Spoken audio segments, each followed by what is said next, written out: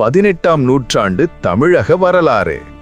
1750 மைசூர் படைகள் திண்டுக்கல் கோட்டையை முற்றுகையிட்ட அதே நாளில் பிரிட்டிஷ் கப்பல்கள் கடலோர தமிழகத்தை நோக்கி நகர்ந்தன. 18ஆம் நூற்றாண்டு தமிழகத்தின் மிகப்பெரிய மாற்றத்தின் காலம்.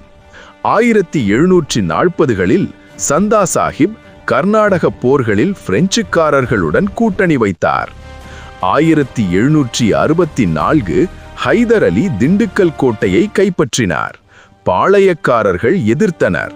ஆனால் 1799க்குள் பிரிட்டிஷார் தமிழகத்தின் பெரும் பகுதியை கட்டுப்படுத்தினர். ஒரு நூற்றாண்டில் தமிழகம் பாளையக்காரர் ஆட்சியிலிருந்து கிழக்கிந்திய கம்பெனி ஆட்சிக்கு மாறியது. வரலாறு மாறியது. தயவு செய்து சப்ஸ்கிரைப் செய்ய மறக்காதீர்கள்.